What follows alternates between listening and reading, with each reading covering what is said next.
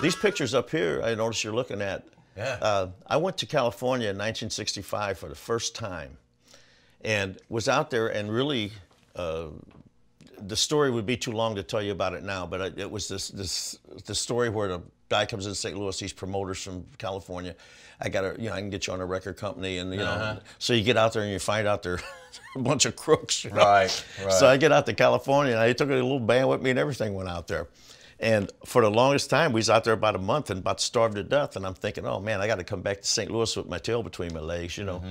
And as luck would have it, this agency was having what they call a showcase, you know, where they bring bands in for other agents to hear them and so forth. And I went to the showcase to try to just get a gig, and it was at Gazzari's Hollywood A Go-Go. Bill Gazzari, I don't know if you're familiar with him or not, but a lot of people went into his club, you know, and Johnny Rivers and I think Van Halen played for him later on in life, you know. But anyway, he took a liking to me, man. When he saw me, he told the agent, he says, I don't care what you do with these other bands, but I want that guy to play at my club. So I ended up playing out there. I was a house band out there for about 7 months. Gee, great. Yeah, right on Sunset, man. Great. You know, done something on my own really great because I had a lot of people interested in me, you know. Okay. But like I got homesick and I come back to St. Louis and, you know. Yeah, St. Louis is home, man. And you know how that works, because I come back to St. Louis and then I went back to LA in '66, and like that's when all of a sudden, you know, the hippie thing hit, you know. And everybody started wearing hair real long, you know. Yeah, and as you can tell by these pictures, I'm still in the rock and roll era, yeah, you know, sure. because the hair is still short and in the suits and so forth. Even though the go-go thing was starting to happen. But when that hippie thing hit, that's what the people wanted.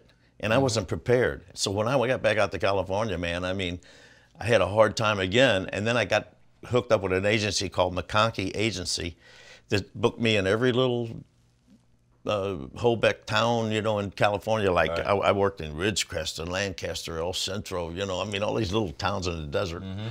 And I did that for about a year and a half, and then came back to St. Louis. And I had previously, before I went to California in '65, you know, I was playing all the main clubs in St. Louis, at Terrace Lounge and the Bolivar. I played at the Living Room on Gaslight Square, and it was during the big heyday of it. Right. So when I came back from LA in I guess it was around '67 or '8, there was only 2 joints left on Gaslight Square that were rock and roll. Right. And it was Pepe's A Go-Go and Whiskey A Go-Go.